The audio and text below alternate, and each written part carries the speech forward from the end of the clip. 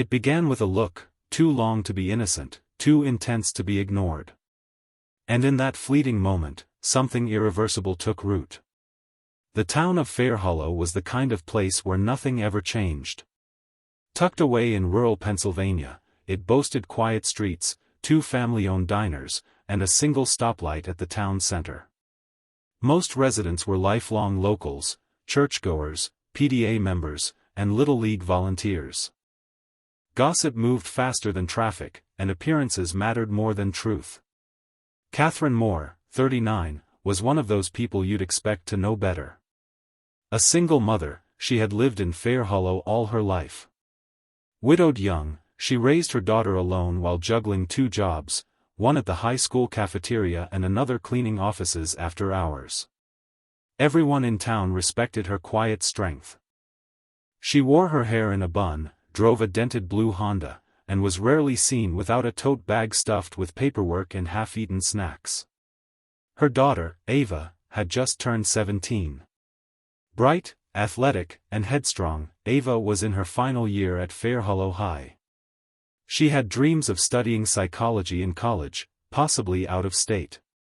Her boyfriend, Ryan Talbot, was the school's golden boy, 18, handsome, and confident in the way that only young men with no idea how dangerous they are can be.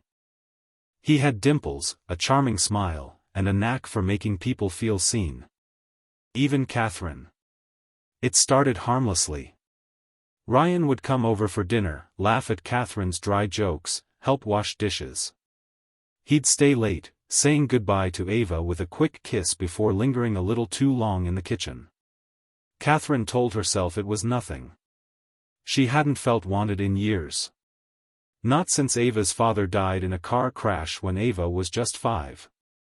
Her dating life had been non-existent ever since. Men in Fair Hollow didn't date single mothers with full-time jobs and teenage daughters. But Ryan noticed her. He complimented her hair, asked about her day, teased her playfully. She tried to ignore it, told herself she was imagining things. But every time he looked at her that way, that line between propriety and desire grew thinner. The first time they kissed, it was a mistake. It was late. Ava had gone to bed. Catherine was locking up when Ryan appeared in the hallway, saying he'd left his phone. Their eyes met. The air thickened. Before she could stop herself, she leaned in, or maybe he did, and their lips met in a clumsy, breathless collision. Afterward, they both apologized, but the damage was done. Curiosity had been replaced with craving. Within days, their secret began. They met in her car, in motel rooms outside of town, in the woods near the lake where no one went after dark. The thrill of secrecy burned through them like wildfire, scorching everything in its path. Catherine hated herself for it, but couldn't stop. Ryan made her feel alive, seen, wanted. He told her Ava didn't understand him like she did. That he was falling in love. But guilt was growing louder.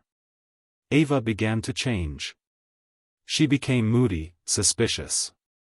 Her calls to Ryan went unanswered. Her mother was distracted, snappish, constantly glancing at her phone. One night, Ava stared at Catherine across the dinner table and said, "Something's wrong. With you. With him. I can feel it." Catherine froze. She mumbled something about work stress and quickly changed the subject. But her hands trembled as she reached for her glass. She knew it was only a matter of time before everything unraveled. And then Ryan changed. He became careless, texting Catherine in front of Ava, growing bolder, more possessive. He snapped easily, especially when Catherine tried to slow things down. When she said they should stop, he laughed bitterly. "You don't get to just walk away. You wanted this." The last time they saw each other, she told him it was over. She meant it. But the look in his eyes chilled her to the bone. That night, he showed up unannounced. It was after 10 p.m., Ava was asleep, and Catherine was in her robe, watching TV. The doorbell rang. When she opened it, Ryan was standing there, eyes bloodshot, face twitching with something she didn't recognize. "I need to talk to you," he said. She told him to leave. He pushed past her. They argued. Voices rose. Something smashed. He cornered her in the kitchen. And then, the flash of metal. The deafening sound of a gunshot. Catherine collapsed to the floor. Ryan stood over her, chest heaving, staring at the gun in his shaking hand. Then he fled into the night. The house was silent when Ava Moore woke up. Too silent. She glanced at her phone, 7:12 a.m. on a Sunday. The sky outside her window was just beginning to blush with early light. It should have smelled like coffee, like the cinnamon oatmeal her mother always made on weekends. Instead, the air felt heavy, thick with something unspoken. She padded down the hallway in socks, hair tied in a messy knot, heart pounding without knowing why.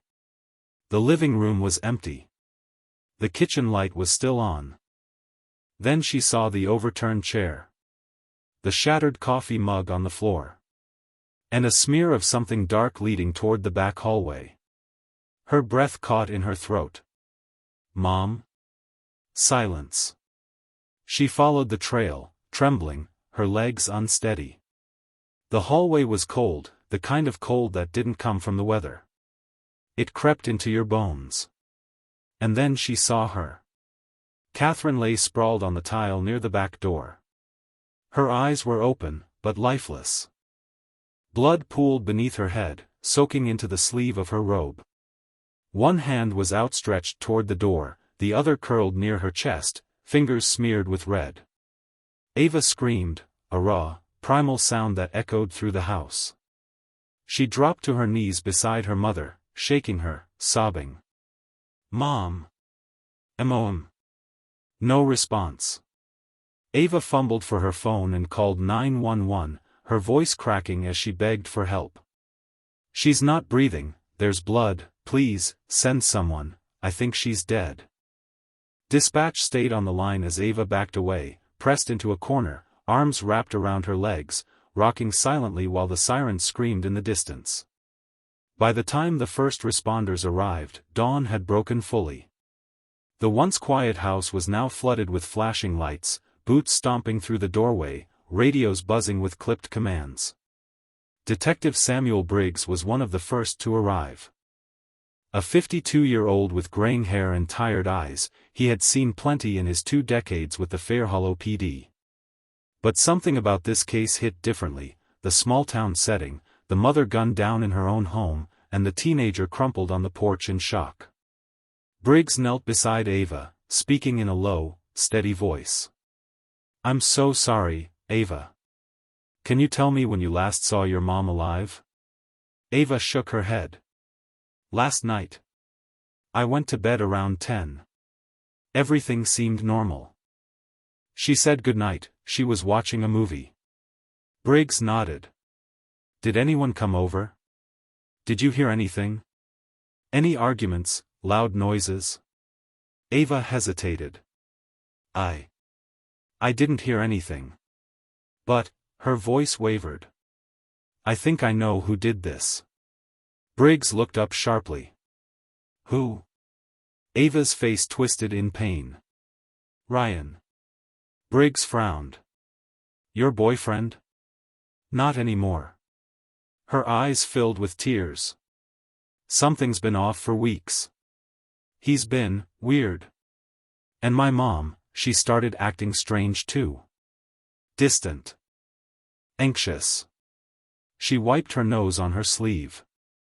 "I thought they were hiding something. I even asked her if anything was going on. She denied it. But I know they were lying to me." Briggs's expression didn't change, but he scribbled something in his notebook. Within the hour, forensics arrived and began combing through the scene. The coroner confirmed what Ava already knew: Catherine Moore had died from a single gunshot wound to the chest at close range. There were signs of a struggle: broken glass, a torn bracelet near the floor, and a smudged shoe print by the back door. On the kitchen counter sat a half-empty wine glass with fingerprints. Beside it, a cigarette butt, lipstick smeared, still fresh.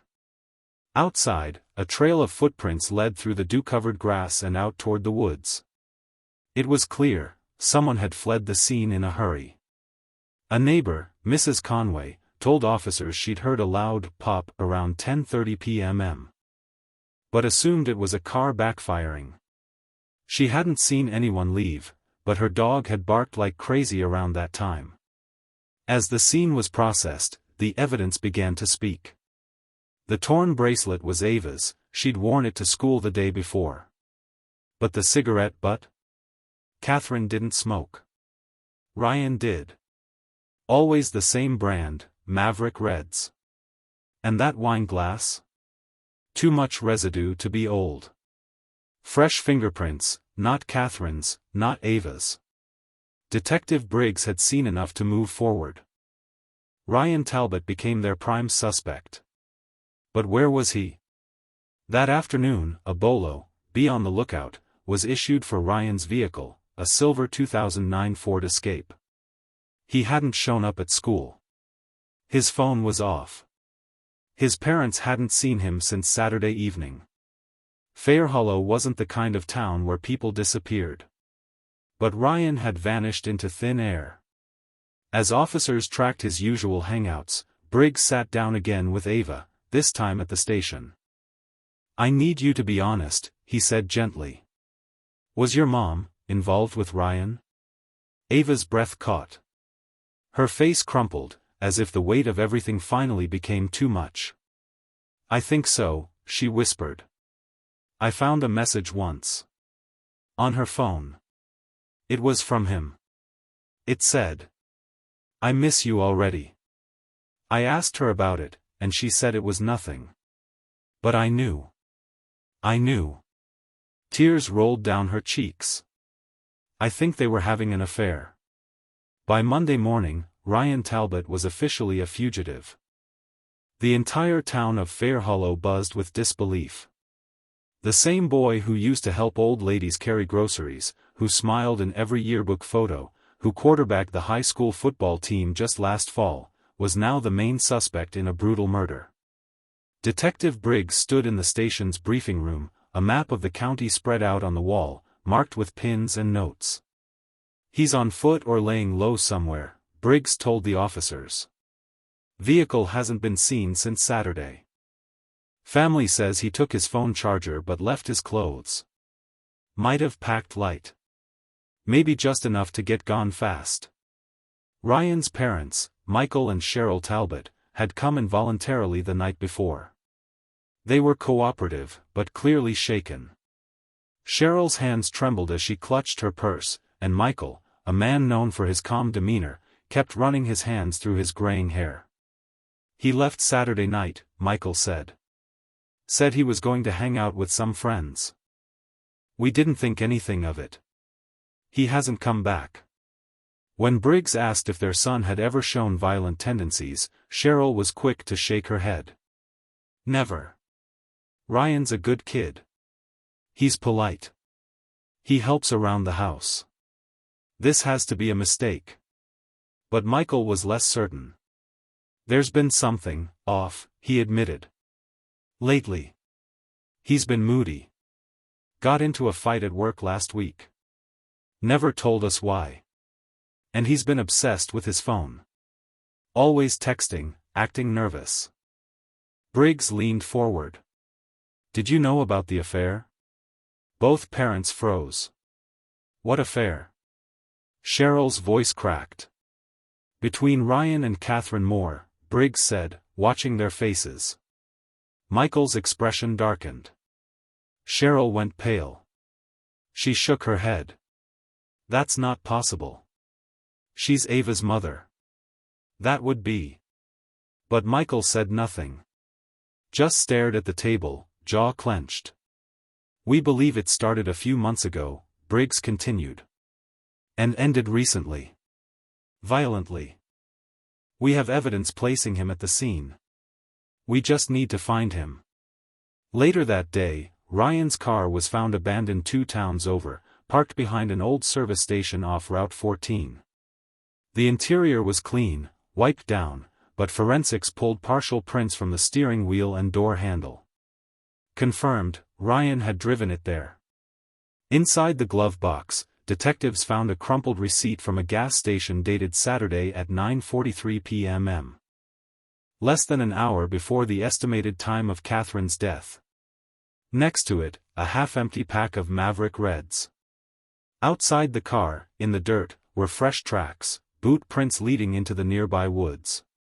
A statewide manhunt began. Drones scanned the trees. K-9 units were deployed.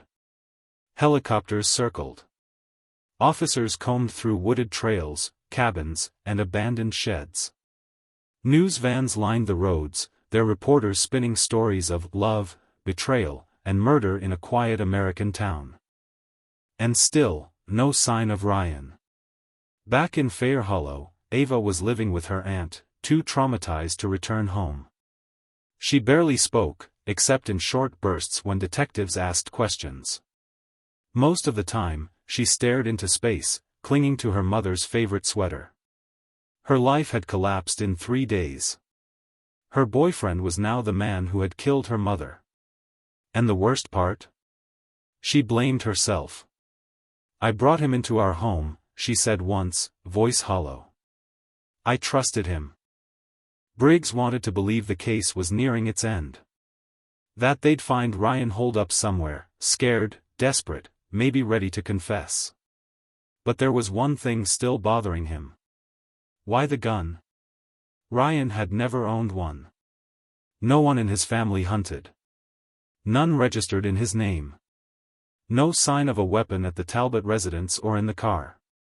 Catherine had no known firearms in the house either. So where did it come from? The answer came in the form of a phone call, a pawn shop owner from just outside Fair Hollow.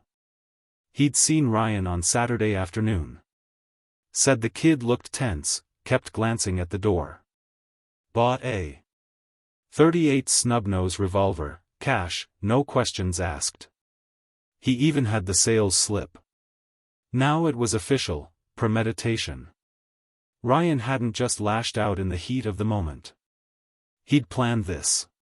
Back at headquarters, Briggs sat at his desk long after sunset, staring at the evidence board. Catherine's smiling photo stared back at him, frozen in time.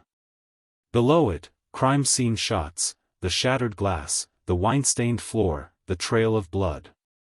Ryan's face was next to hers. The boy everyone adored. Now a cold-blooded killer. Briggs muttered to himself, "Where the hell are you, Ryan?"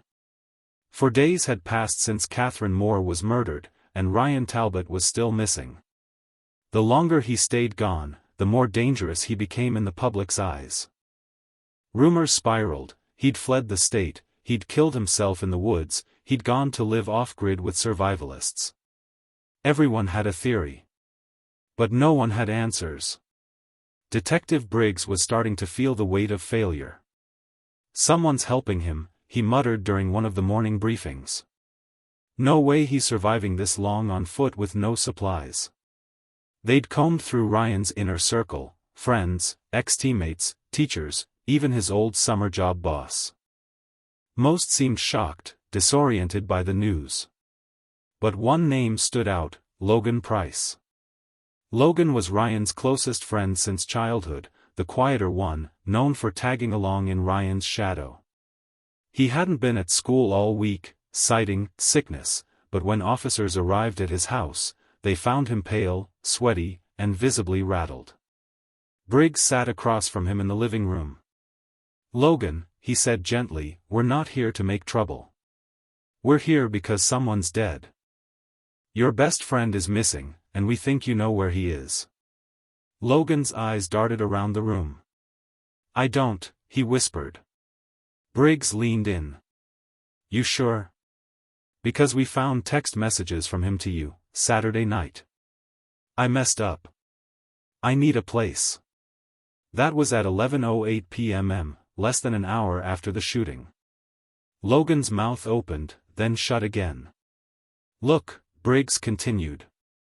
"If you're protecting him, that's a crime. But if you help us bring him in safely, you could save his life. You could stop this from getting worse. For a long moment, Logan said nothing. Then, barely above a whisper, he said, "He was here. For one night." Briggs didn't blink. "Where is he now?" Logan swallowed hard. "There's this old hunting cabin. Belongs to his uncle. It's about 20 miles north, deep in the woods. No cell service. He took my dad's ATV and some food. Said he just needed time to think. Said he didn't mean to." He trailed off. "Didn't mean to what?" "Didn't mean to kill her." That was enough. By mid-afternoon, the area around the Talbot family's old hunting cabin was crawling with officers. Drones circled above. K-9 units were brought back in. They approached from multiple angles, slow, careful, quiet. Briggs led the team. They found the ATV behind the cabin, hidden under a tarp. Then, inside, huddled in the far corner with a blanket over his shoulders, was Ryan Talbot. Unarmed. Thin. Pale. Eyes wide with shock. When he saw Briggs, he didn't run. He didn't speak. He just raised his hands. "I didn't mean to," he said softly. "It got out of control." At the station, the interview room was cold and sterile, lit by a single flickering fluorescent light. Ryan sat with his head down, hands cuffed to the table. He looked nothing like the boy who'd once stood proudly in his football uniform under Friday night lights. Briggs entered, a folder in hand. He didn't sit right away. "I have enough evidence to bury you," he said calmly. "Fingerprints, witness statements, purchase record for the gun. You ran. You hid. But I want to hear it from you." Ryan looked up slowly. And then, almost without pause, he started to talk. "She told me it was over," he said. "That night. Said it was a mistake. That we'd gone too far. That she felt sick about what we were doing." He stared at his own reflection in the table's metal surface. "I begged her. I told her I loved her. She said it wasn't real. That I was just a kid. That it had to stop." Tears welled in his eyes. "She looked at me like I was disgusting." Briggs said nothing. "I don't remember pulling the gun. I just remember the panic. I brought it to scare her. I didn't want to hurt her. I just wanted her to listen. But she screamed. She tried to push me back." He exhaled sharply. The gun went off. She collapsed. There was blood. So much blood. I just stood there." Briggs asked, "Why not call for help?" Ryan laughed bitterly. "Help? I killed my girlfriend's mom. There's no help after that." He sank lower in his chair. "She was the only person who ever made me feel like I mattered. And I destroyed her." The confession was recorded, signed, and filed. Ryan Talbot was officially charged with second-degree murder. The trial of Ryan Talbot began on a cold Monday morning in March, just 5 months after the murder of Catherine Moore. Outside the Fair Hollow County Courthouse, camera crews gathered behind metal barricades. Local reporters jostled for position, microphones in hand, feeding a steady stream of updates to viewers glued to the scandal unfolding in their quiet town. Inside, the tension was suffocating. On one side sat Ava Moore, draped in a black coat too large for her frame, her eyes hollow. She clutched her aunt's hand, refusing to look across the aisle where Ryan sat, pale, clean-shaven, dressed in a suit that didn't quite fit. On the other side of the courtroom, Ryan's parents sat rigid, flanked by attorneys. They avoided eye contact with the press, the public, and especially with Ava. The case had become more than a trial, it was a referendum on betrayal, broken trust, and the darkness that can grow behind closed doors. The prosecution was led by Assistant District Attorney Karen Voss, a woman known for her steel resolve and meticulous preparation. Her opening statement was brief, devastating, and direct. Catherine Moore was murdered in her own home by the boy she trusted, the same boy who dated her daughter. He wasn't provoked. He wasn't defending himself. He brought the weapon. He pulled the trigger. And then he fled. She laid out the evidence: the illegally purchased revolver, the fingerprints on the wine glass, the cigarette but with his DNA, the shoe print, the partial confession, and most damning, the pawn shop receipt timestamp just hours before the murder. It was overwhelming. The defense, led by court-appointed attorney Martin Halpern, chose a different tactic: remorse. Ryan Talbot is not a monster, he said in his opening. He is a boy, 18 at the time of this tragedy, who made terrible decisions, yes. But what happened that night was not calculated murder. It was the consequence of a toxic, manipulative affair with a woman twice his age who used her position to seduce him and then discard him. Gasps echoed through the room. Ava clenched her jaw. Voss immediately objected. The judge allowed the line of defense but warned Halpern to tread carefully.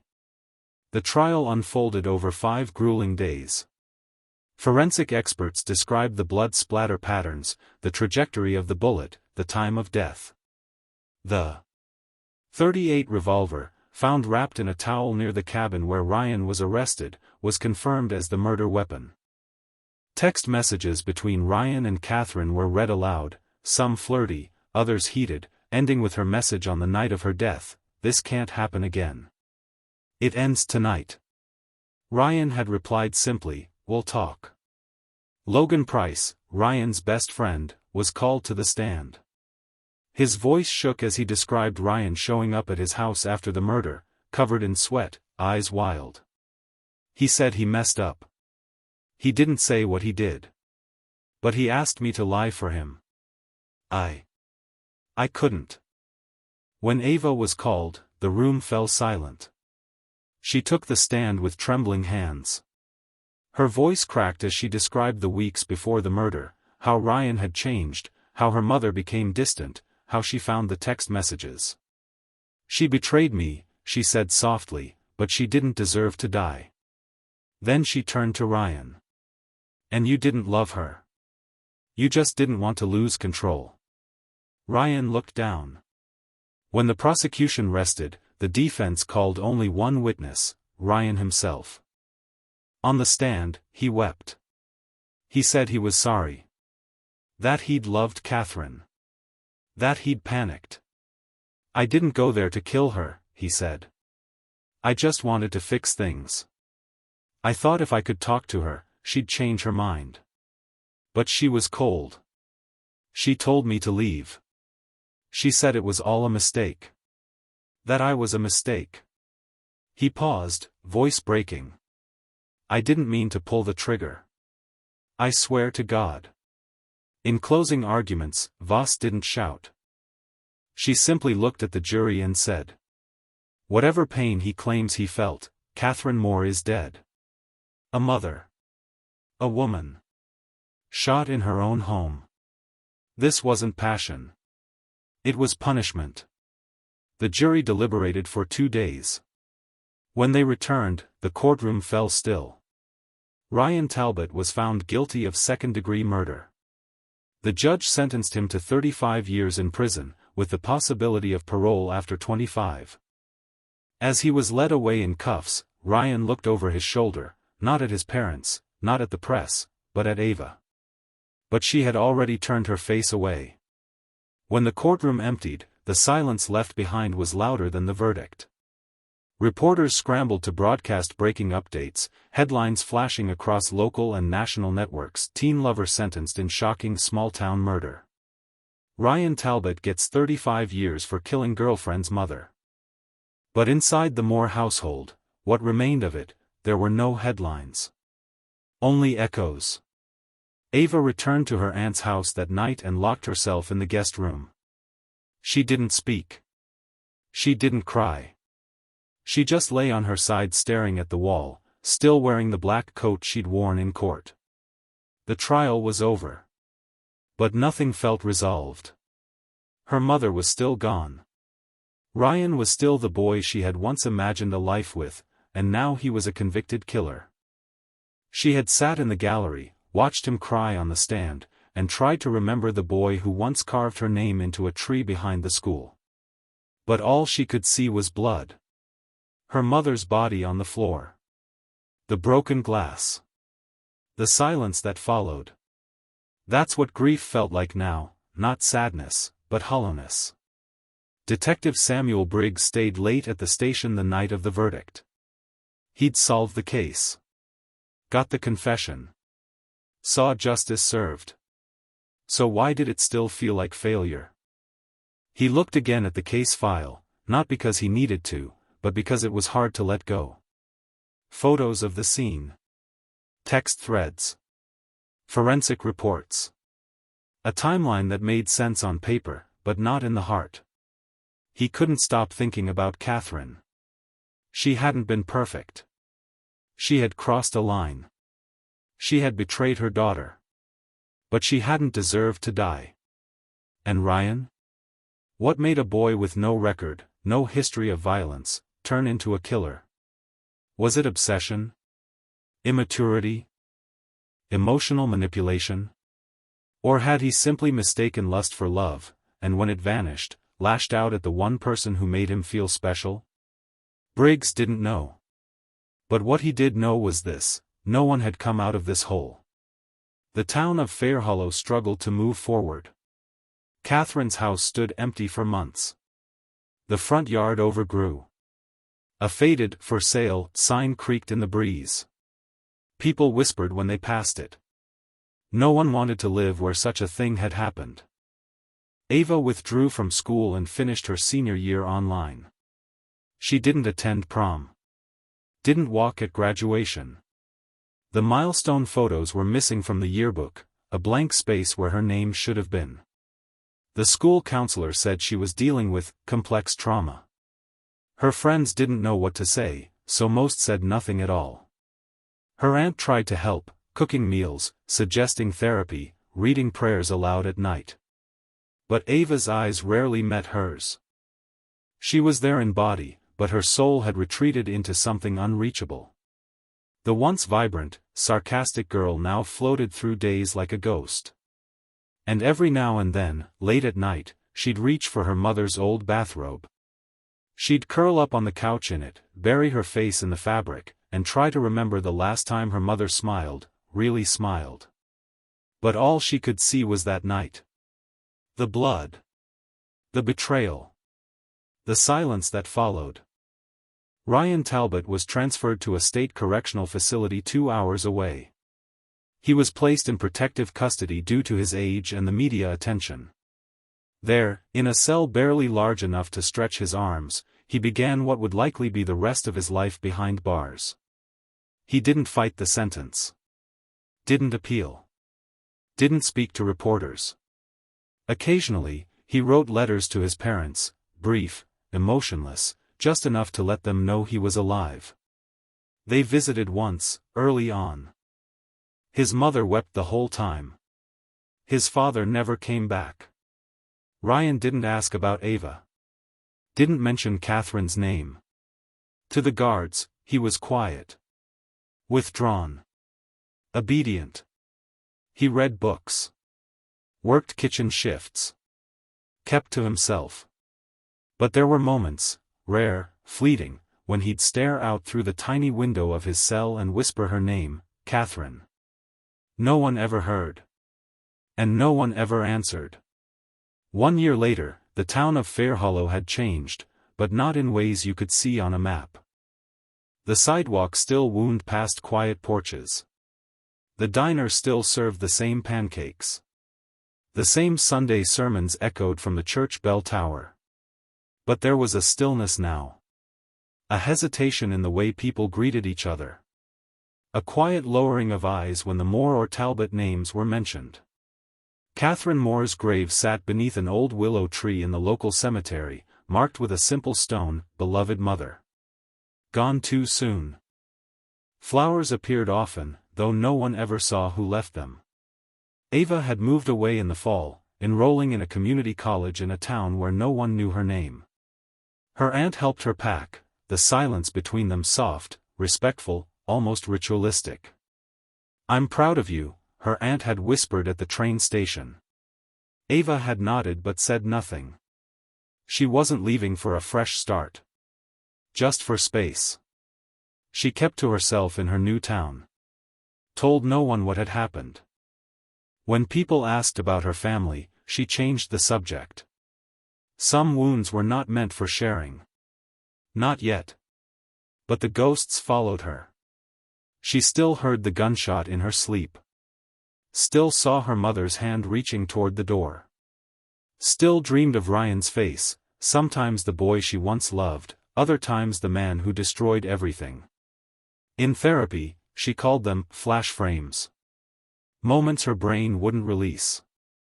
The counselor called it trauma. Ava called it memory. Back in Fair Hollow, Catherine's house was finally sold to a couple from out of state. They painted the porch, tore down the faded swing, gutted the kitchen. The new owners had a little girl who rode her bike in the driveway, laughter returning to a place that had once held screams. But not everyone was able to move on. Michael and Cheryl Talbot, Ryan's parents, became reclusive. Michael quit his job at the insurance firm. Cheryl stopped going to church. Neighbors said the lights in their house stayed on all night, as if they were afraid of the dark. Cheryl still visited Ryan once a month. She brought food he wasn't allowed to eat and letters he wasn't allowed to keep. She asked about his health, his behavior, his regrets. But Ryan rarely responded. Sometimes he'd stare at her for minutes without blinking, like he was trying to remember a language he used to speak. Other times he'd sit with his head down, hands folded, silent until the guards told her time was up. Only once did he ask about Ava. "Is she okay?" Cheryl had hesitated. "She's alive." Ryan had nodded. And that was it. Detective Briggs retired the following spring. He spent his last day at the station clearing out his desk, the more file packed gently into an archive box. Before leaving, he made one final entry in his notes. "There's a kind of tragedy that doesn't end at the verdict. It echoes. Lingers. A choice made in a moment can ripple through generations. I don't know if justice was served. But I know this, no one who touched this case came out whole." He left the folder on the shelf, shut the lights off, and locked the door behind him. On the 1-year anniversary of the murder, Ava returned to Fair Hollow for the first time. She arrived alone. No press. No announcements. Just her and the past. She stood before her mother's grave in the cold morning air, one hand in her coat pocket, the other resting on the headstone. For a long time, she said nothing. Then, softly, she whispered, "I forgive you." And after a beat, "But I'll never forget you." She placed a small photo beside the flowers, an old snapshot of her and Catherine at the lake. Both of them smiling, wind in their hair. Before everything fell apart. She turned and walked away. Behind her, the willow branches swayed gently in the wind, whispering secrets to no one in particular. There are stories that end with handcuffs, others with gravestones. This one ends with both, and with the echoes that come after. The murder of Catherine Moore was never just a crime.